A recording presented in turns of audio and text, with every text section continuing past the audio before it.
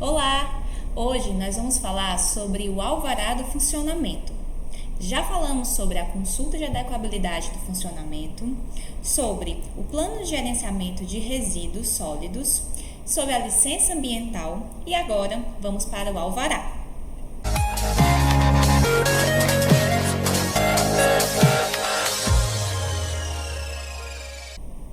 O alvará de funcionamento é um documento que irá autorizar o início do funcionamento de um estabelecimento aqui em Fortaleza, de uma atividade que não seja residencial. Ou seja, é um documento que precisa ser emitido, idealmente, antes que inicie a atividade do seu empreendimento.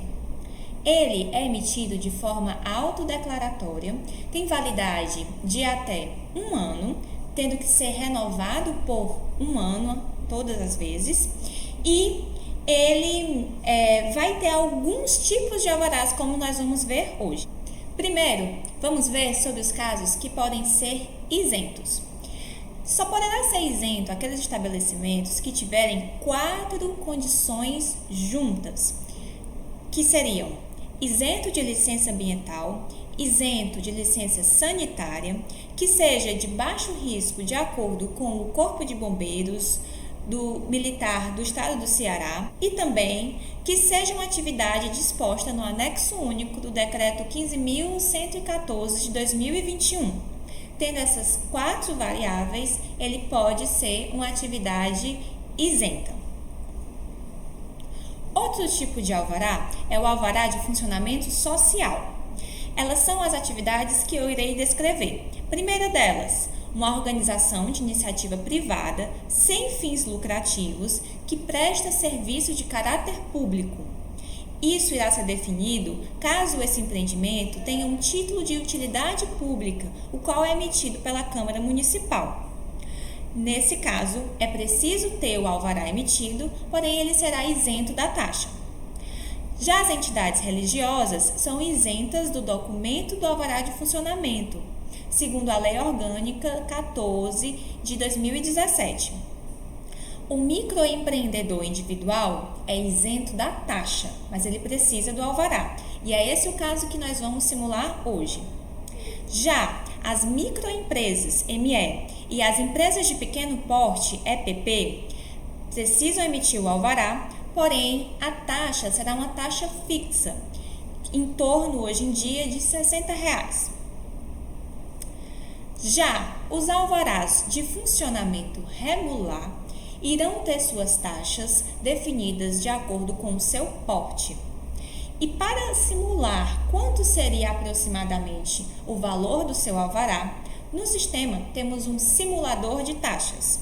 Aqui, no nosso ambiente virtual, licenciamento digital, em licenciamento do funcionamento, clique em simulador de taxas e você poderá fazer a sua simulação fazendo o login no Fortaleza Digital. Vamos então agora fazer o nosso passo a passo. Entrei no canal Urbanismo e Meio Ambiente, clico em Serviços, em Licenciamento para Funcionamento. E aqui, como estamos falando de um estabelecimento, iremos clicar em Alvará de Funcionamento, que tem nessa parte.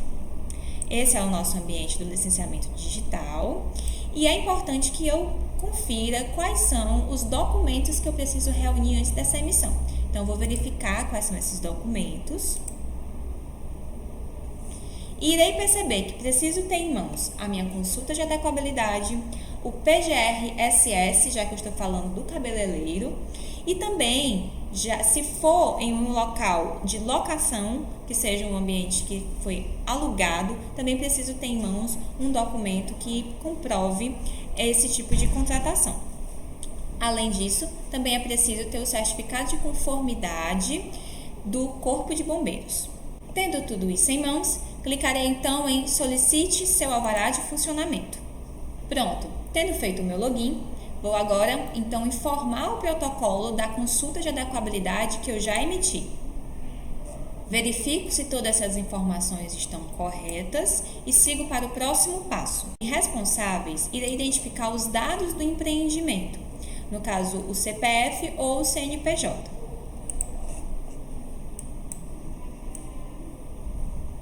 Quando informar o CPF, o sistema irá preencher vários desses campos, porque ele irá puxar do cadastro que essa pessoa tem no sistema.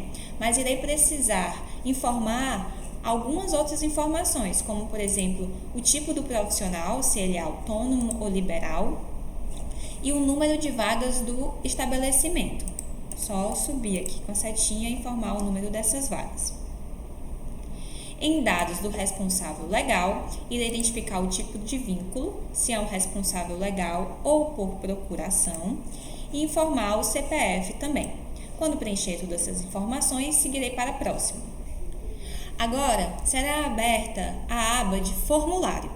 Nessa página, preciso informar os dados da licença ambiental.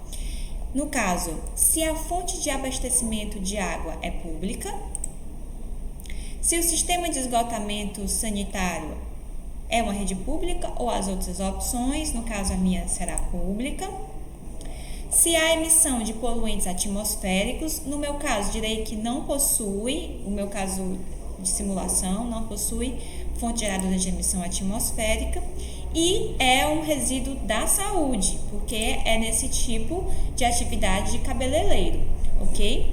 Lembrando, nós não emitimos uma licença ambiental nessa atividade, na capacitação passada, porque é uma atividade isenta de licença ambiental. O PGRSS é um plano, ele não é exatamente uma licença, então ainda assim eu preciso ter essa licença, ainda mais porque é uma atividade categorizada como saúde. Depois dessas informações, preciso indicar se realiza no local serviço de manutenção das máquinas utilizadas no processo produtivo da empresa. No meu caso, não.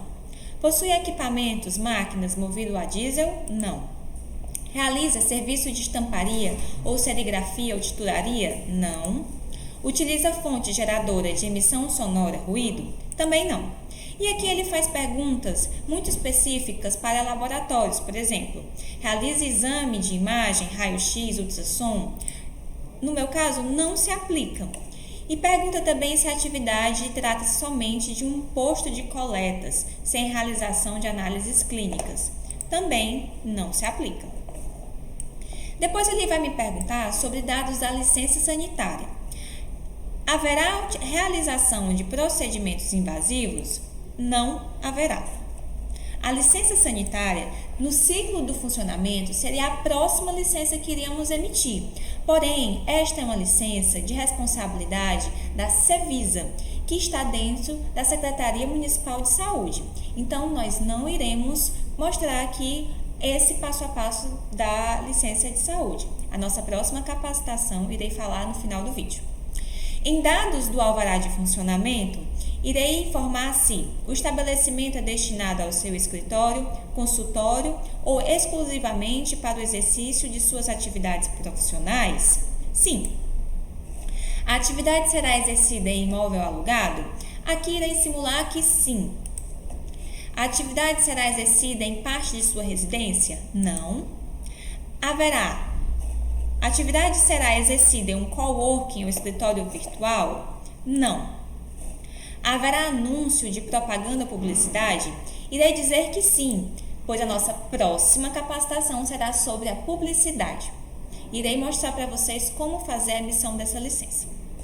Haverá uso de equipamento sonoro no estabelecimento? Não. Haverá espaço destinado a reunião de público para mais de 100 pessoas? Não. Essa informação é importante, pois ela é relacionada com o certificado do Corpo de Bombeiros.